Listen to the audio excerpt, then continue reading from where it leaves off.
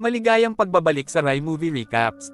Narito na naman po tayo para sa isa na namang magandang palabas na pinamagatang Burn the House Down na napalabas noong 2023. Kaya't ano pa ang ating hinihintay? Sit back, enjoy and relax labyo. Nagsimula ang kwento sa pamamagitan ng pagpapakita ng pamilya Maidoray na kilala sa pagiging masayahin at malapit na magkakasamang grupo. Si Anzo, ang panganay na anak na babae, ay isang matalinong bata. Lumaki siya sa pag-aaral ng mga lubid ng simpleng pamumuhay na naging dahilan upang maging bihasa siya sa pamamahala ng mga gawaing bahay at pagtulong sa kanyang ina kahit na sila ay nagmula sa isang malayong background. Kasama ang kanyang ina, kasama ni Anzo ang bahay kasama ang kanyang ama at ang kanyang nakababatang kapatid na si Yuzo. Isang araw, ang ina ni Anzo, si Satsuki, ay dumalo sa isang pulong ng paaralan para sa mga magulang. Doon ay nag-cross ang landas nila ni Makiko, ang ina ni Shinji. Masasabi mo kaagad na magkaiba sina Satsuki at Makiko. Kita nyo, si Makiko ay isang solong ina na nahihirapan sa pananalapi, nag-aalaga sa kanyang dalawang anak na lalaki. Ngunit si Makiko ay seryosong humanga kay Satsuki nang magkita sila. Hindi lamang si Satsuki ay may mabait na paraan ng pakikipag-usap, ngunit dinadala rin niya ang kanyang sarili ng may kagandahang loob.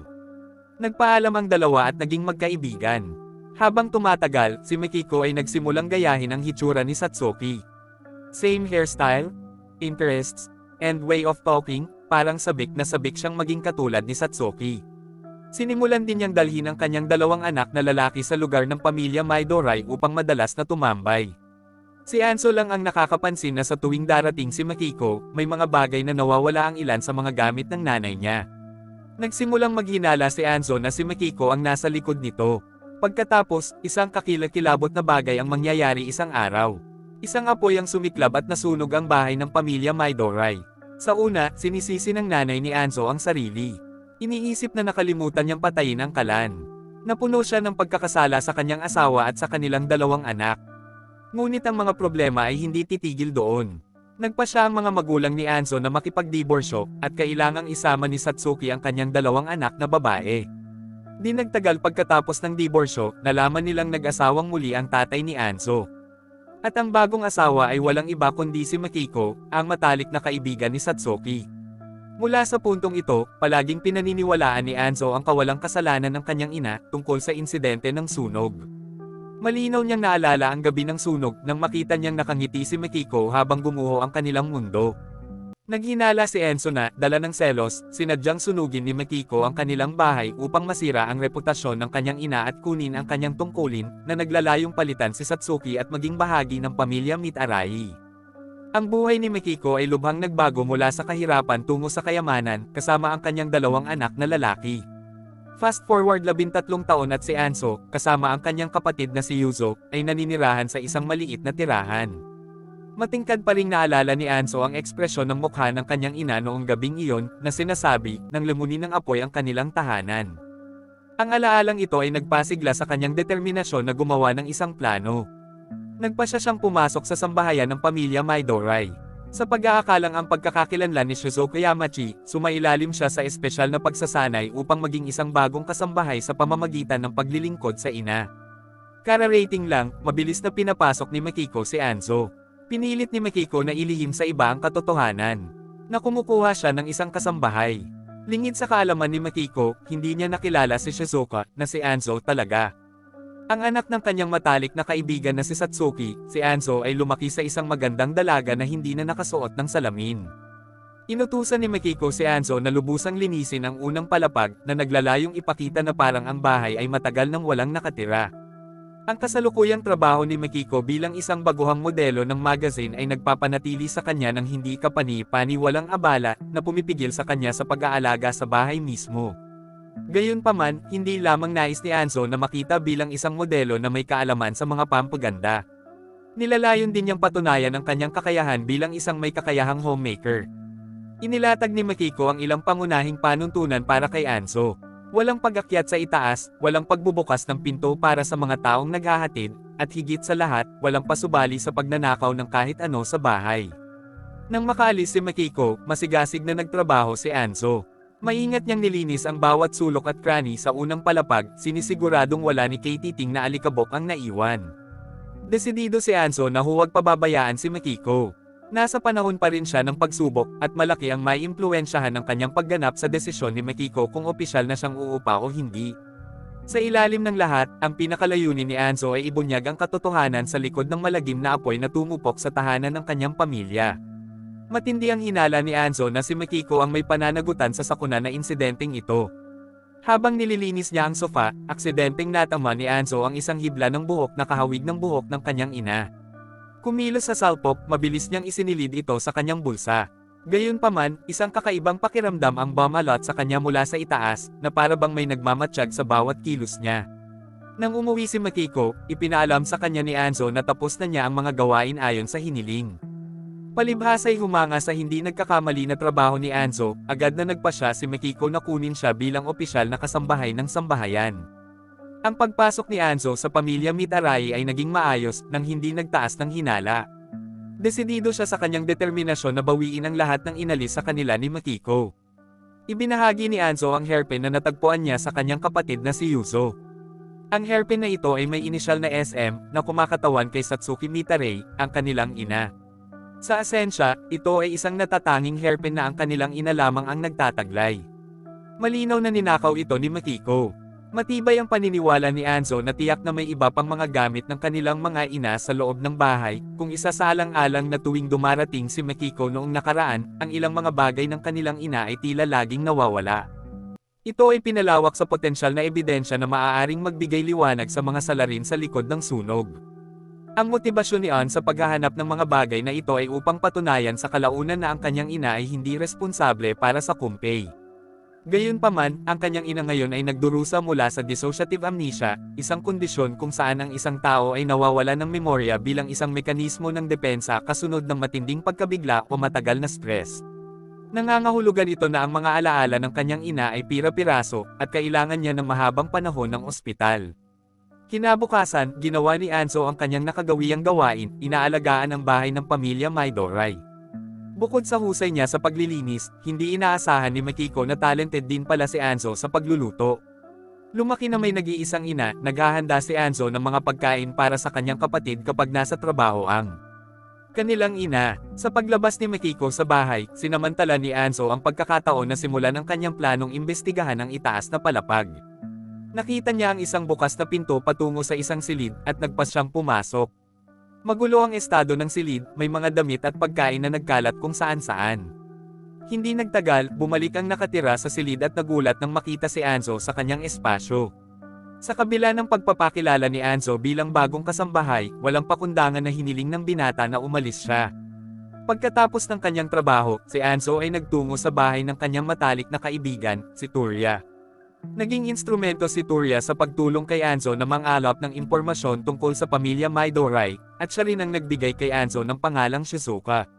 Doon, ikinwento ni Anzo ang nakakatakot na pagtatagpo sa lalaking napadpad niya sa itaas. Lumilitaw na si Shinji, ang bunsong anak ni Makiko. Nang sumunod na araw, nagpasya si Anzo na ipahayag ang kanyang pasasalamat kay Shinji sa hindi pagsumbong sa kanyang ina sa pamamagitan ng pagluluto sa kanya ng pagkain. Dahil iniiwasan ni Shinji na buksan ang pinto, iniwan ni Anzo ang pagkain sa labas ng kanyang silid. Mula sa malayo, pinagmamasdan ni Anzo si Shinji na nasisiyahan sa pagkain, at nagdulot ito sa kanya ng kaligayahan. Dahil sa lakas ng loob ng kanyang tugon, nagsimula siyang magluto ng mas maraming pagkain para sa kanya. Sinubukan din ni Anzo na magsimula ng isang pag-uusap. Tinapik ang interes ni Shinji sa mga video game at football, ngunit nanatili siyang hindi tumutugon. Pagkatapos, ibinahagi ni Anzo ang kanyang sariling pagkahumaling sa mga bituin. At ang nakakapagtaka, sumagot si Shinji. It turned out that he shared her interest in stars. Ang paghahayag na ito ay naging palaisipan kay Anzo dahil naisip niya noon na ang nakatatandang kapatid ni Shinji ang may hilig sa stargazing. Naisip niya na baka napagkamalan siya ng tao sa kwarto. Malamang na hindi si Shinji, kundi ang kanyang kapatid na si Kichi. Nagsimulang mag-isip si Anzo kung ano ang maaaring humantong sa kasalukuyang kalagayan ni Kichi. Sa pagkakaalam niya, si Kichi ay dating matalino at palakaibigang bata na labis na hinangaan ni Anzo. Pinahahalagahan ni Anzo ang isang compass na minsang niregalo ni Kichi sa kanya na itinatago pa rin niya. Si Anzo ay kumbinsido na ang isang bagay na makabuluhang nangyari ay maaaring magdulot ng gayong kapansin-pansing pagbabago noong habang nasa Korea Ace Place, ang dalawang batang babae ay nagsagawa ng investigasyon tungkol sa isang niniting na sweater na napansin nila sa mga larawan sa social media ni Makiko. Naalala ni Anso na ang partikular na sweater na ito ay kapareho ng pag-aari ng kanyang ina. Sinuri ni Anso at ng kanyang ama ang CCTV footage bago ang insidente ng sunog. Natuklasan nila ang isang taong nakasuot ng katulad na pattern na cardigan na nagmamadaling lumabas ng bahay kahit na hindi nakikita ang mukha ng salarin. Batay sa footage na ito, naniwala ang kanyang ama na ang kanyang ina ang may pananagutan. Gayunpaman, malinaw na naalala ni Anso na hindi suot ng kanyang ina ang cardigan na iyon noong araw ng insidente. Kung malalaman na si Makiko ang may cardigan noon pa man, ito ay magsisilbing ebidensya na si Makiko ang taong nakunan sa CCTV. Dahil dito, napilitan si Anso na pumasok sa silid ng damit ni Makiko para hanapin ang cardigan. Sa pagmamasid sa determinadong pagsisikap ng kanyang kapatid nang hindi sumusuko, hindi na natahimik si Yuzo. Nag-cruise pala ang landas ni Yuzo kay Shinji sa isang party.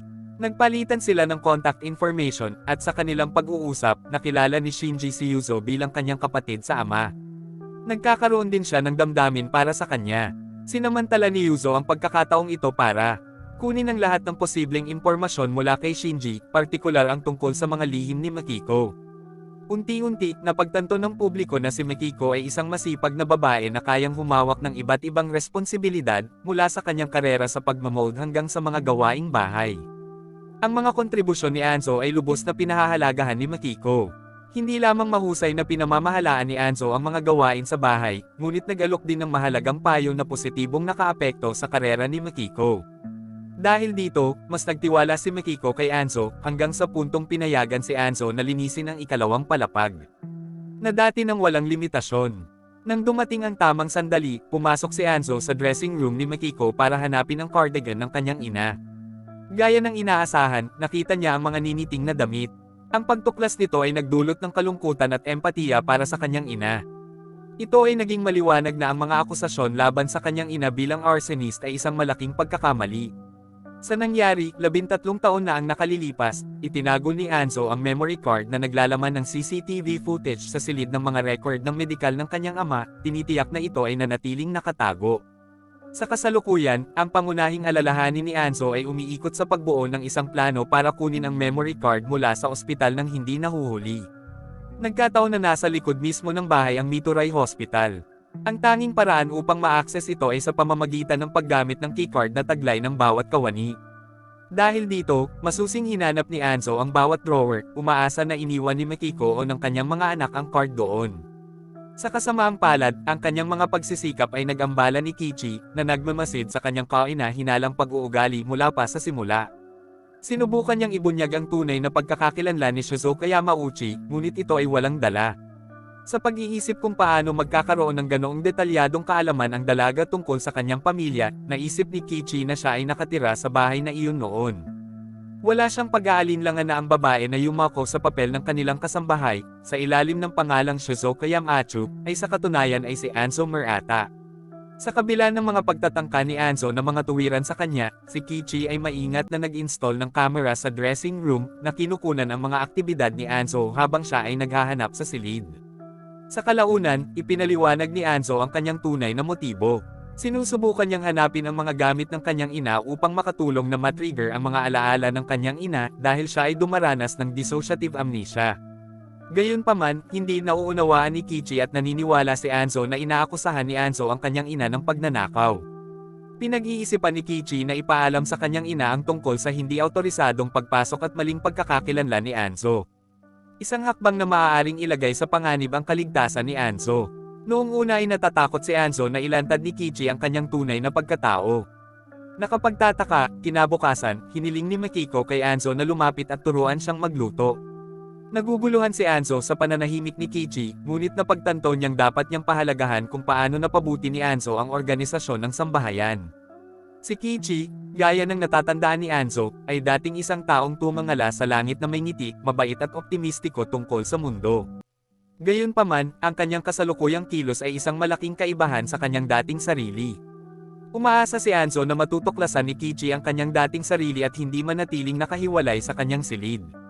Nang maramdaman ang pangangailangan para sa tulong, inabot ni Anso si Yuzo para sa tulong. Plano niyang gamitin ang koneksyon ni Yuzo. kay Shinji para kunin ang memory card mula sa Midori Hospital kung saan ito nakaimbak. Gumawa ng plano si Yuzo na bisitahin ang kanyang ama gamit ang pagkakataong palihim na maghanap ng pagkakataong ma-access ang medical record room ng pasyente. Alinsunod sa patnubay ni Anzo, matagumpay na nahanap ni Yuzo ang memory card. Sa pakikipagtulungan kay Kuya, inihambing nila ang cardigan na natuklasan ni Anzo sa wardrobe ni Makiko sa nakita sa kuha ng CCTV, kinumpirma ng kanilang investigasyon na magkapareho nga ang dalawang cardigans. Gayunpaman, ang ebidensyang ito lamang ay hindi sapat upang itatag ang presensya ni Makiko sa video dahil nananatiling nakakubli ang mukha ng salarin. Para makabuo ng mas matibay na kaso, nangangailangan pa rin sila ng mas matibay na ebidensya. Kinabukasan, hinarap ni Kichi si Anzo na iginiit na ang kanyang mga magulang ay toxic at mahina. Iminumungkahi na ang ina ni Anzo ay hindi sinasadyang sanhi ng sunog sa bahay. Anzo, ayaw magparaya sa ganoong akusasyon laban sa kanyang ina. Malakas na reaksyon at hinarap si Kichi. Gamot niyang ipinagtanggol ang kanyang ina na pinagtatalunan na hindi siya ang may pananagutan. Sa loob ng 13 taon, naghinala si Anzo sa isang individual. At ngayong nakabalik na siya sa bahay, kumbinsido siya na si Makiko ang totoong may kasalanan. Lumilitaw ang deklarasyon ni Anzo na pumukaw sa mga dating pagdududa ni Kichi, ang mga iyon na gustong-gusto niyang kalimutan. Kung talagang sinadya ni Anzo na matuklasan ang katotohanan, sa likod ng mga pangyayari noong araw na iyon, handa si Kichi na tulungan siya sa paggawa nito.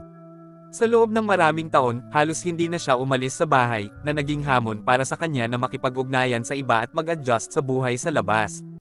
Ang kanyang pag-uugali ay tila nagmumula sa isang pagnanais na makatakas sa pagsisiyasat ng mga nakapaligid sa kanya. Lalo pang pinalala ng kawalan niya ng kaibigan. Sa kanyang mga taon sa high school, inialay ni Kichi ang kanyang sarili sa matinding pag-aaral, umaasang mababago ang mga pangyayari.